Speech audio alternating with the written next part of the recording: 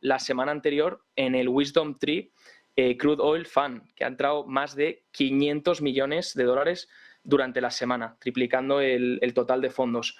Os pregunto, ¿cómo veis el petróleo? ¿Creéis que ya empieza esa caída para mantenerse? ¿Va a mantenerse toda esta tendencia que estamos viendo? También podemos mirarlo a nivel técnico, si podéis. ¿Y cuál es el riesgo de cola de que haya un rebote? Porque, claro, si ahora tenemos una reapertura mundial, ahora se está especulando con esa reapertura de China, ¿qué posibilidades hay de que haya un posible rebote que sorprenda a los inversores y que a lo mejor no esté descontado sobre los posibles escenarios futuros y también, de hecho, descontado con el tema de la inflación, ¿no? ¿Cómo lo ves, José Luis? Bueno, el petróleo para nosotros es una apuesta muy firme a la baja. Llevamos realizados varios trades en este año 2022 muy buenos. Es una apuesta muy firme. Primero, porque dentro del ciclo económico en el que nos encontramos y con la situación macro, pues favorece mucho ya, digamos, nosotros hace mucho tiempo que decidimos reducir nuestra exposición a materias primas. Incluso hemos ido atacando en nuestras carteras los cortos, con lo cual es una apuesta tanto en el gas natural como en el petróleo que hemos ido ejecutando en los últimos meses, ¿no? Por lo tanto, nosotros somos operadores tendenciales, trabajamos con tendencia, la tendencia del petróleo es claramente bajista, no hay ninguna duda.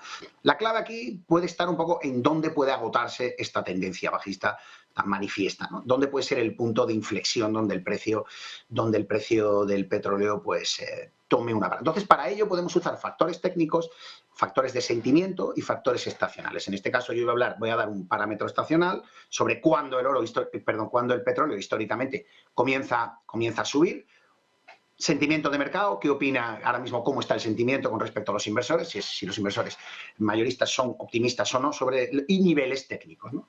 Yo diría que a mí hay dos niveles que me gustan mucho, que es el 67 y el 63. Algunos dirán, José, es que está muy lejos. ¿Dónde está? Bueno, ya, pero la caída es muy fuerte y el mercado no se frena de un día para otro.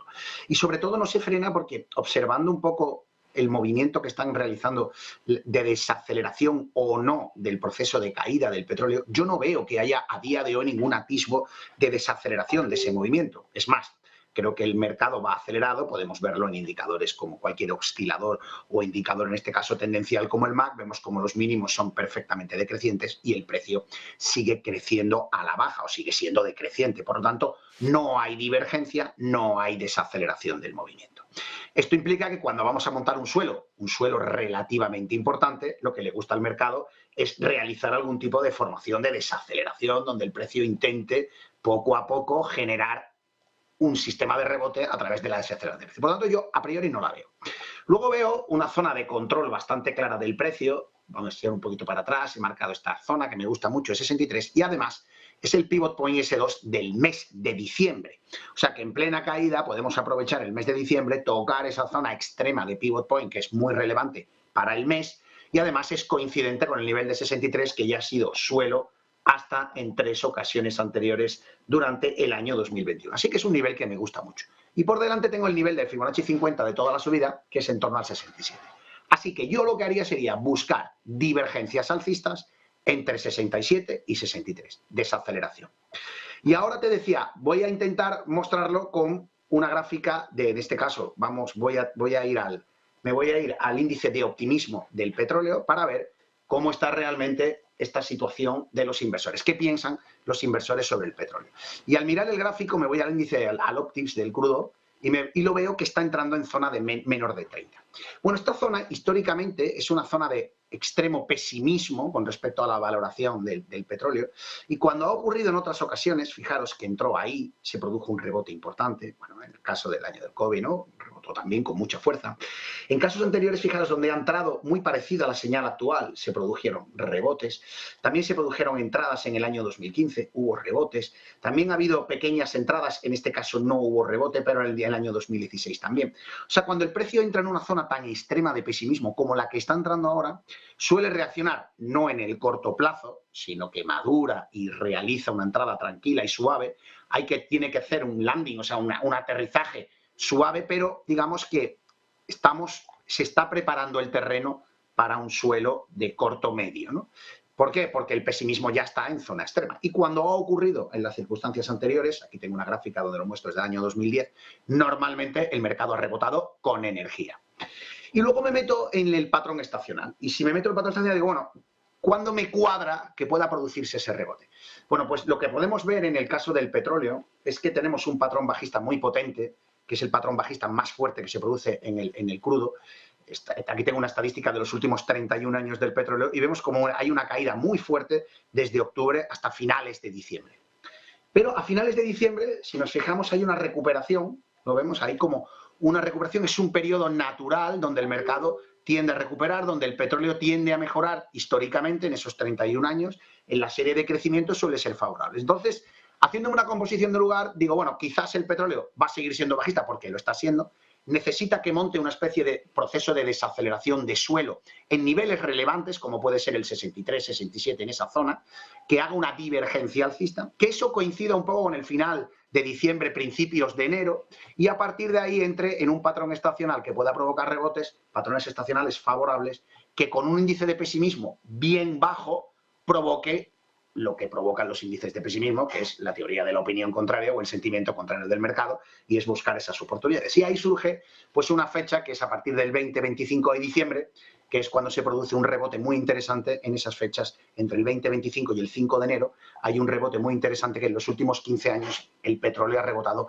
en un 86% de las ocasiones, o lo que es lo mismo, en los últimos 13 años, en esa pauta entre el 22, 23 y el 5 de enero, en esas 2 semanas se produce un rebote importante que puede ser un catalizador que provoque ahí pues ese suelo de mercado de corto medio plazo que luego nos lleve a una situación más favorable para los próximos meses. Esa es un poco la perspectiva que estamos manejando desde en bolsa. Muchas gracias, José Luis. Nos quedamos entonces con ese pivot point que has dicho en $63, si no me equivoco, punto importante, sí. Esa estacionalidad y ese sentimiento actual, muy interesante todo lo que comentas. Yuri, aprovecho para preguntarte también, no solo sobre el petróleo, que quiero que me des tu opinión también sobre el precio del petróleo, cómo lo ves, sino también te voy a poner en pantalla este gráfico de NDR, que me ha gustado mucho, donde muestra lo que es la amplitud en los diferentes sectores, cuántos están medido por cuánto porcentaje de empresas están por encima de ciertas medias, ¿no?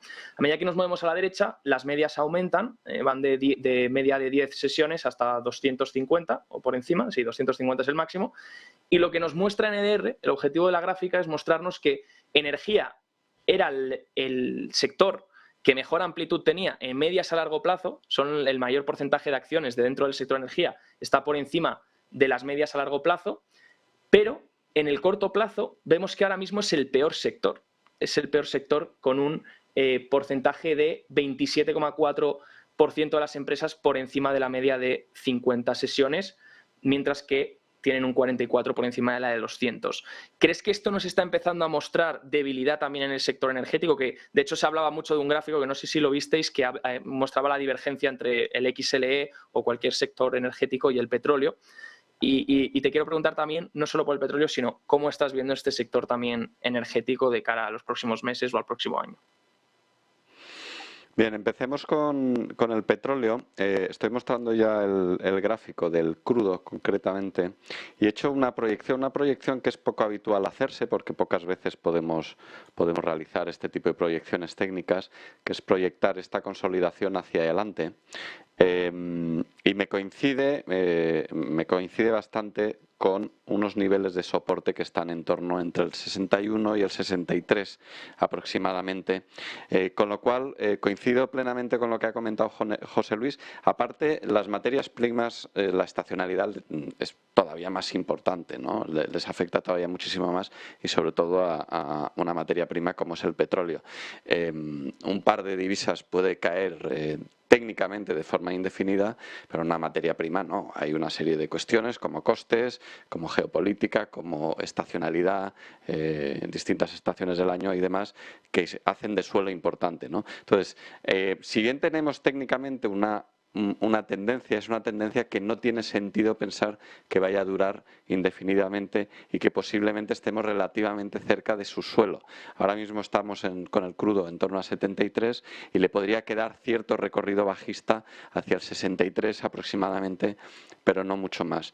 En cuanto a lo que comentabas de la amplitud de mercado, se ve claramente, como no puede ser de otra manera, y lo hilo con lo que he comentado antes de las valoraciones, vamos hacia un ciclo de tipos de interés altos, de inflación alta, que puede durar cierto tiempo, ¿no? Entonces es lógico que el dinero se esté trasladando hacia sectores mucho más defensivos, utilities, consumos más necesarios, no tanto consumo de lujo, etcétera. Tecnológicas no, algún aspecto, algún sector financiero, seleccionando muy bien el tema financiero.